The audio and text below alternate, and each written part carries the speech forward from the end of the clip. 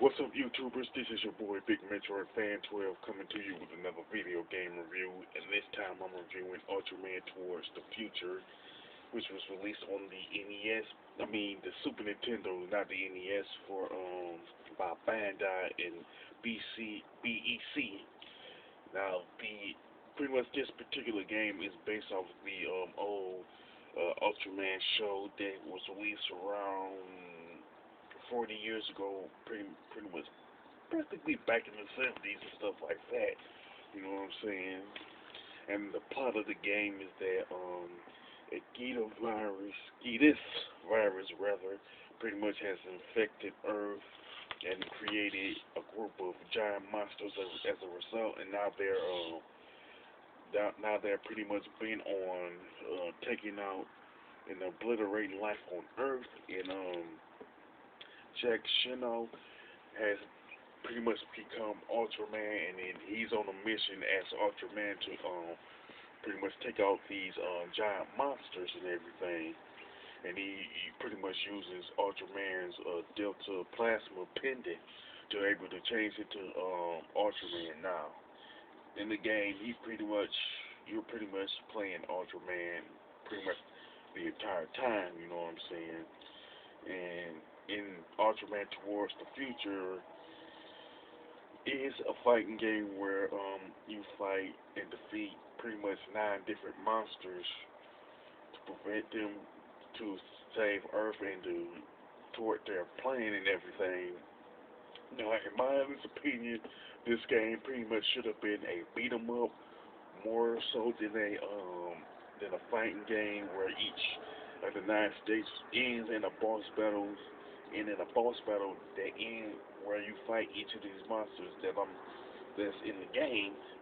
Now, the enemies that you fight in this particular game are Geetus, Beck, Bogon,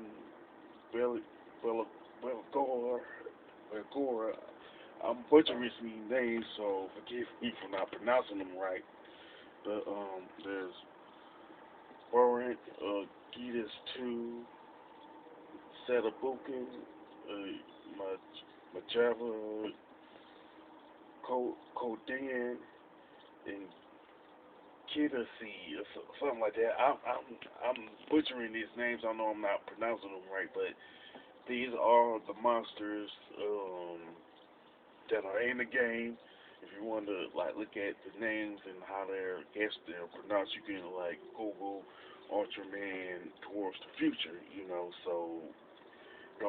Don't depend on me pronouncing it right now, because the fact that I'm butchering it. But anyway, these are the monsters that you pretty much fight throughout the course of the game. So plus each of these monsters pretty much have their own set of moves, you know what I'm saying, that they use.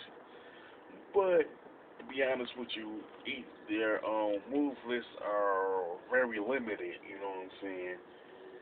Not only that, Ultraman has his own set of moves and special moves. Also, but at the same time, much like the monsters that he fights, Ultraman has a limited number of moves, you know what I'm saying. Now, Ultraman has 3 difficulty settings that you can set for yourself: easy, normal, and expert. Now, to me it should have been 4, because hard, it should have been like easy, normal, and hard, and expert. But anyway, each difficulty setting has a different ending to it. So if you want to get the best ending, you want to set the game on expert and everything. And which is similar to Teenage Mutant Ninja Turtles 4, Turtles in Time for Super Nintendo. But fortunately, that's where that particular similarity begins and ends. You know what I'm saying? So that particular similarity, I don't know why I don't know why I noticed that similarity, but it is there. You know what I'm saying? But now graphics and level designs are okay with decent with decent color palettes and sprites and everything.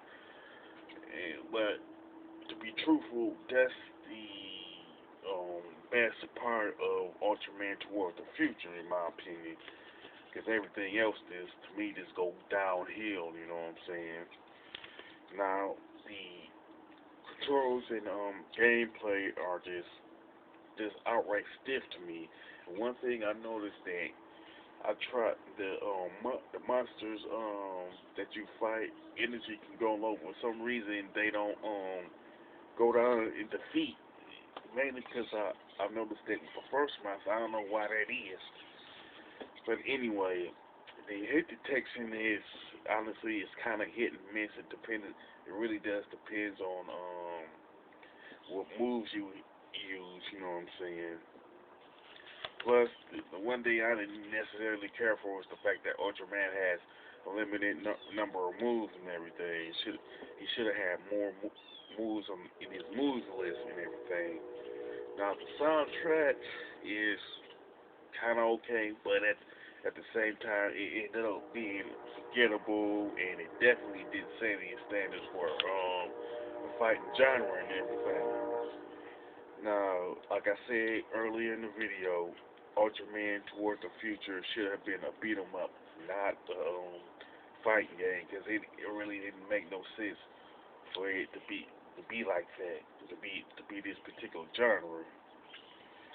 And to me, Ultraman Towards the Future is a game that was pretty much a good idea, but at the same time, it just ended up being just poorly executed.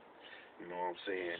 Now, to be truthful, I'm not going to recommend this game mainly because there's better fighting games that was released on the Super Nintendo, like um, Teenage Mutant Ninja Turtles, not Turtles in Time, but Teenage Mutant Ninja Turtles, the Tournament Fighter, the Street Fighter games, and the Mortal Kombat games. Now, to be truthful, I will also say pass. You better off playing fighting games on the pretty much Sega Genesis too, because that has all. It also has Street Fighter, Mortal Kombat, and Teenage Mutant Ninja Turtles Tournament Fighter also. But there's like other fighting games too that's better than Ultraman Towards the Future. You know what I'm saying?